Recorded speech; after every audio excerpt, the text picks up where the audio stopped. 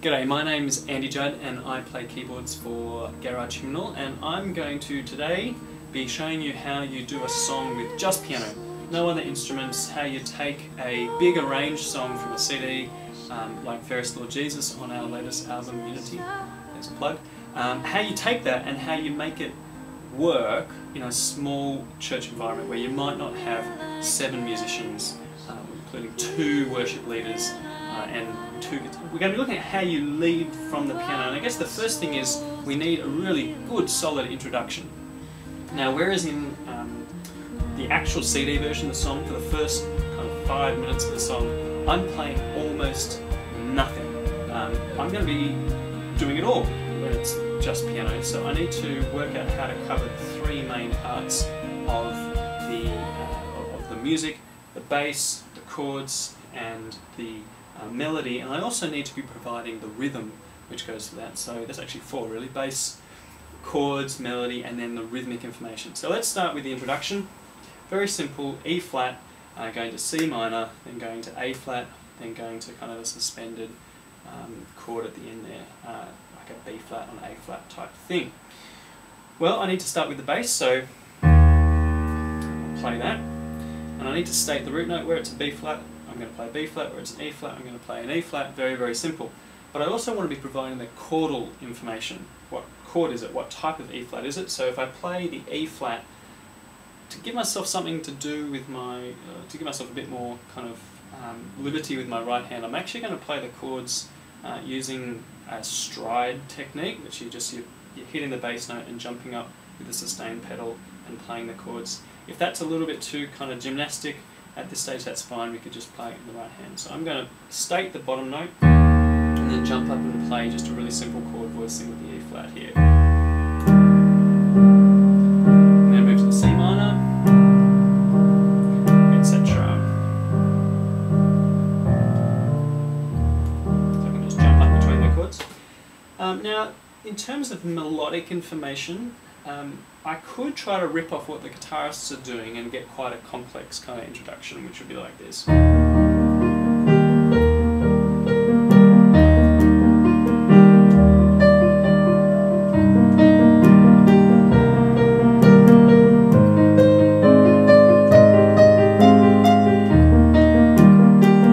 That's kind of like the guitarist's riff from the end of the song. A little bit complicated, and like in here I fluffed a couple of notes there because I wasn't thinking. It's kind of easy to go wrong and easy to get out of time, so I might actually prefer to play something a little bit simpler and keep my rhythm really, really straight and really, really kind of clear so people feel comfortable coming in.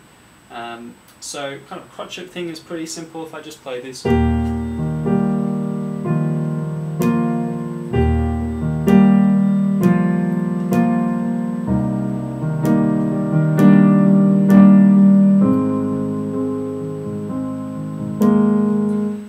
Now this is crotchets, and I'm just giving a little bit of melodic kind of flavour. It's not the most amazing melody in the world. It's really just moving down from the voicing of the E flat to an E flat 2. So the top note was a G, and now the top note's just an F of that chord, and that provides enough movement.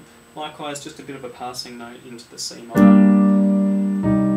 and then another passing note, a D natural down to the A flat note. So putting that together, it starts to sound a little bit just interesting enough that it keeps us moving, sets the bass note, sets the chord, sets the rhythm, gives a little bit of melody. So I'm doing the 4 jobs that I talked about, not 3, 4 jobs that I talked about before. So it goes like this.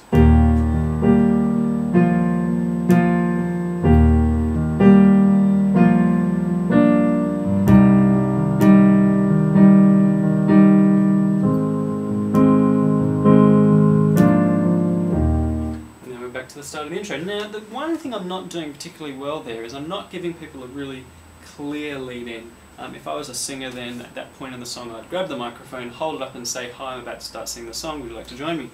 Because I'm just on piano, sometimes people don't know when to come in because they don't have the music in front of them. They don't know that it's meant to happen at the end of 4 bars or 8 bars or whatever. So the best thing you can do is actually provide space for people and use your arrangement to make clear leading. So see how easy it is to know when to come in when you just pause a little bit before they're meant to start.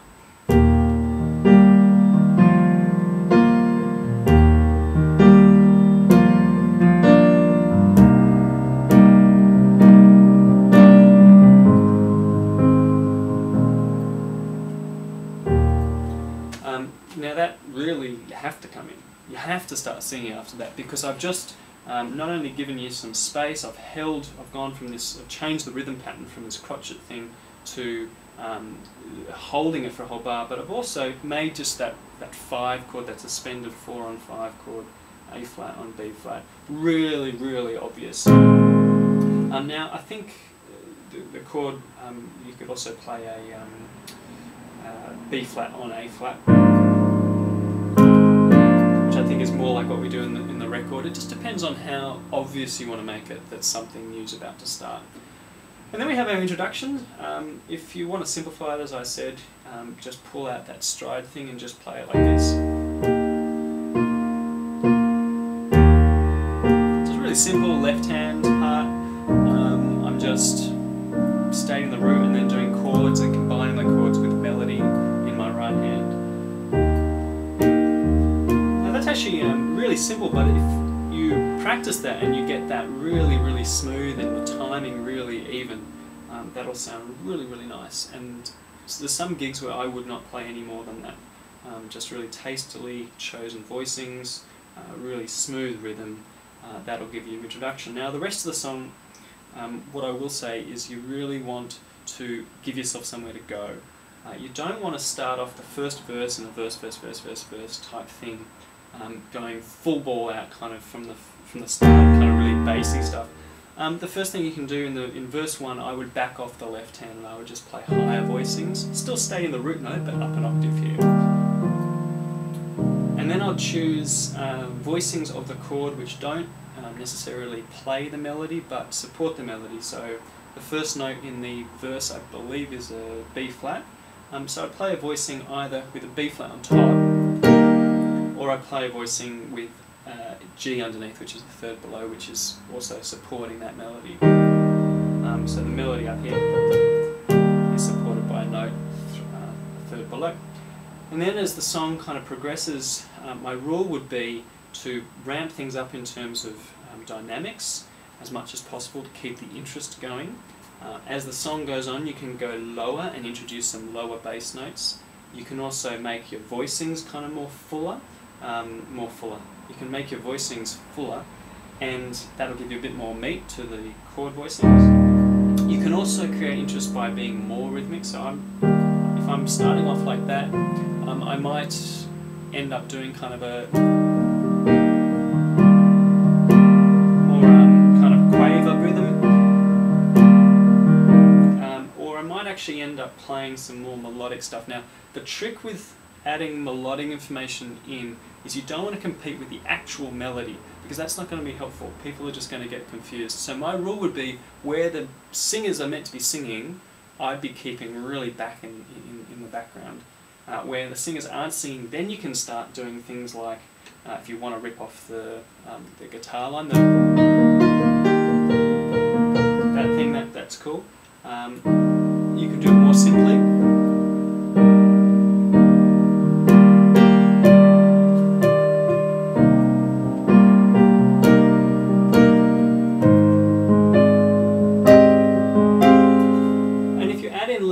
Phrases, just wherever there's no note from the melody, then that's when you want to be playing kind of.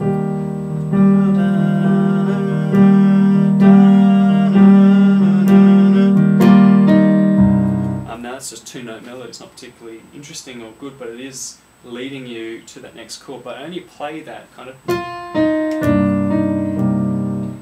or the kind of, that kind of leading thing only when there's no melody going on. And then just make sure that your gaps between verses are consistent. Again, clear leading.